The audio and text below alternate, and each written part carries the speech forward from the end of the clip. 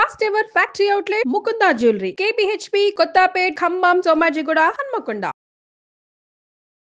జై శ్రీకృష్ణ.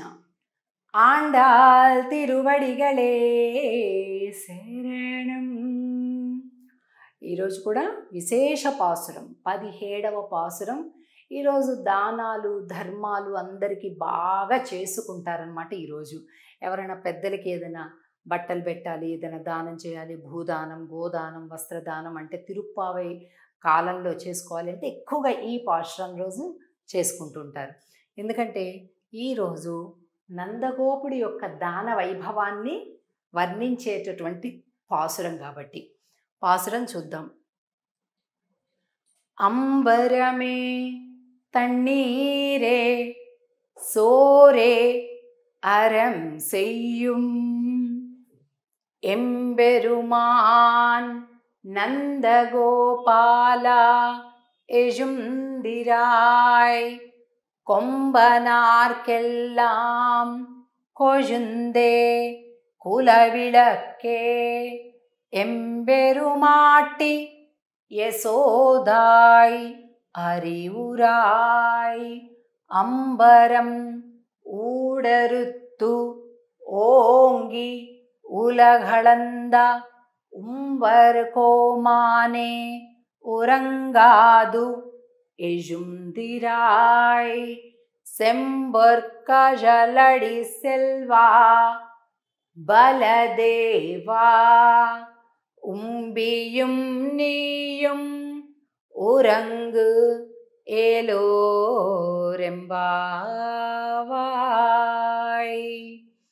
ఈరోజు పాశ్రంలో అంబరమే తన్నీరే సోరే అంటే అంబరం అంటే వస్త్రం, తన్నీరే అంటే నీళ్లు, సోరే అంటే అన్నం. ఈ మూడు కూడా అనంతంగా దానాలు చేసినటువంటి ఓ నందగోపాల అని కీర్తిస్తున్నారు. చాలామందికి సందేహం వస్తుంది, నందగోపుడి దానాలు ఎక్కడ వినలేదేంటి అని. అంటే శ్రీకృష్ణుడు ఎప్పుడైతే అశ్వములకు నీళ్ళనిచ్చాడో కురుక్షేత్రంలో, బ్రాహ్మణ పత్నులకి అందరికీ కూడా అన్నాన్ని ఇచ్చాడో, ఆ గోప బాలకులందరికీ బ్రాహ్మణ పత్నుల దగ్గర నుంచి యజ్ఞానికి చేసినటువంటి ఆహారాలన్నీ తీసుకొని తన స్నేహితులకు అన్నదానం చేశాడో, అలాగే ద్రౌపదికి వస్త్రదానం చేశాడు. ఇవన్నీ శ్రీకృష్ణుడివే కదా.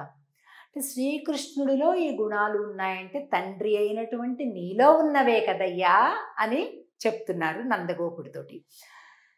ఈ పాశ్రంలో నలుగురిని నిద్ర మేలుకొలుపుతూ కనిపిస్తారు. ఇప్పటిదాకానేమో 15వ పాశ్రం వరకు కూడా గోపికల నిద్ర మేలుకొలుపుతారు.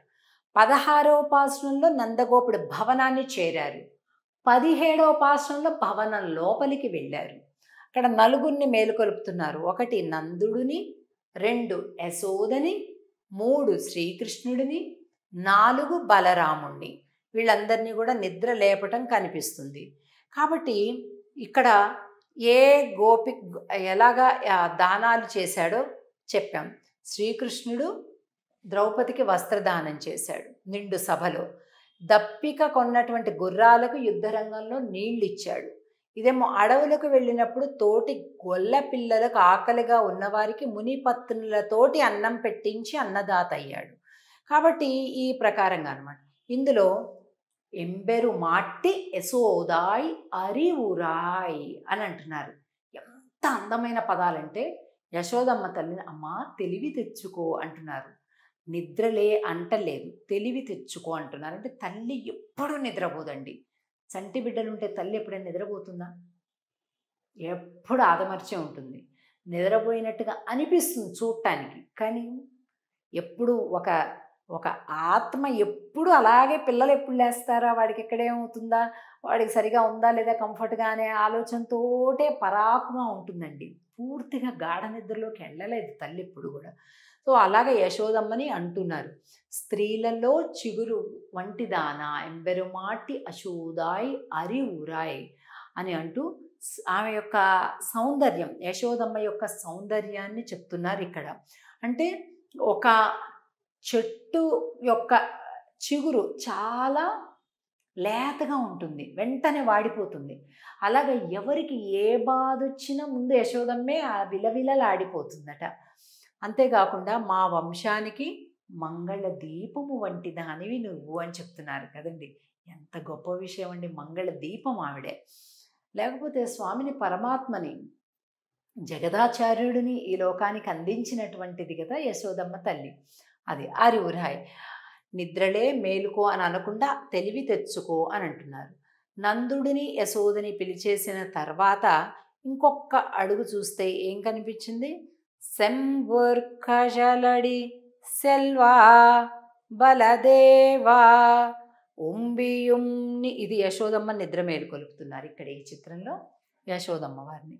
అలాగే ఇక్కడ నందుడిని, మొదట నందుడిని నిద్ర మేలుకొలిపారు. ఆ మంచాలు 4 లైన్గా ఉన్నట్టున్నాయి ఆ హాల్లో. మొదట నందుడు, తర్వాత యశోదమ్మ, తర్వాత బలరాముడు, ఆ తర్వాత కృష్ణుడు యశోదమ్మ పక్కన కృష్ణుడు, ఆ తర్వాత బలరాముడు ఉన్నారు. సో ఇలాగ నందగోపుడి యొక్క దానాలు ధర్మాలు చేస్తున్నట్లుగా ఈ చిత్రంలో చూడొచ్చు మనం. నందగోపుడి మంచం చుట్టూ చేరి ఆయన్ని నిద్రలేపుతున్నట్టుగా ఇక్కడ చూడొచ్చు.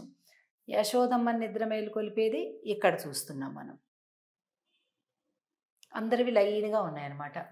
అంబరం ఊడరుత్తు ఓంగి ఉలగళంద. అంబరం ఊడరుత్తు అంటే ఆకాశాన్ని కొలచినటువంటి పాదము స్వామిది అని చెప్తున్నారు. ఉంబరు కోమానే ఉరంగాదు ఎజుందిరాయ్. ఇక్కడ ఈ పాశ్రంలో ఇంకా ఏం చెప్తున్నారంటే ఆకాశాన్ని కొలిచినటువంటి స్వామి, ఆయనకి స్వామి పాదం కనిపిస్తుంది ఇలా. స్వామి యొక్క పాదం కనిపించి అక్కడ శంకు చక్రాలు ఇవన్నీ ఉన్నాయి. ఎందుకంటే బలరాముడు కృష్ణుడు నిండా కప్పేసుకున్నారు, పైనుంచి కనిపించట్లే. అందుకని పాదాలు కనిపిస్తున్నాయి, చిన్న చిన్న పాదాలు. అబ్బా ఇదిగో ఇది కృష్ణుడి పాదం. స్వామి లేస్తావా? ఆయన లేవలేవు.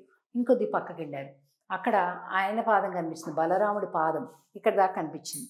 బలరాముడి యొక్క పాదానికంట ఇట్లా కాలికి మంచి పెద్ద బంగారపు కడియం ఉందంట. ఇది బలరాముడి పాదం కాబట్టి ఇది బలరాముడు అని గుర్తుపట్టారట. ఒక్కసారిగా ఆనందం అయిపోయింది వీళ్ళకి. ఎందుకు తొడిగారో తెలిసిన? బంగారపు కడియం ఊరికే చేయించుకున్నారు, తొడిగారు కాదు.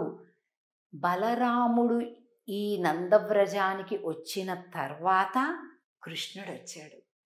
మనం ఆ కాలు పెట్టిన వేళ విశేషం అంటుంటారు చూసారా, అలా బలరాముడు ఏం పాదం అయ్యా నీది, నీ పాదం పెట్టావు, సాక్షాత్తు శ్రీకృష్ణుడి నందవ్రజానికి వచ్చాడు అని అందరూ కలిపి బలరాముడికి ఒక పెద్ద బంగారు కడియం తొడిగారట, సన్మానం. అది కనిపించింది వీళ్ళకి. ఇది బలరాముడు, అదిగోగో అది శ్రీకృష్ణుడు అని తబ్బి ఉబ్బైపోతున్నారు, ఆనందపడిపోతున్నారు స్వామి యొక్క పాద దర్శనంతో. ఇది 17వ పాసురం, చాలా విశేష పాసురం. ఇంకా రేపటి రోజు 18వ రోజు అమ్మవారి పాశురం కనిపిస్తుంది. అరే ఇంత లేపినా లేవటంలే స్వామి. ముందు అమ్మని సేవించుకొని తర్వాత స్వామి దగ్గరికి రావాలి కదా అని ఒక్కసారిగా వాళ్ళకి ఫ్లాష్ అయిందనమాట.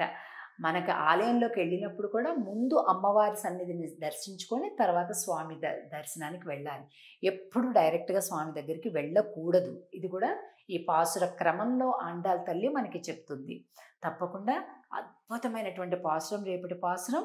అమ్మవారి అనుగ్రహం కలిగింప చేసేటటువంటి పాసురం కనుక మరింత శ్రద్ధగా విశేష పాసురం 2 సార్లు చదువుతూ ప్రేమగా అన్వయించుకుందాం. ఆండాళ్ తిరువడిగళే శరణం. జై శ్రీకృష్ణ.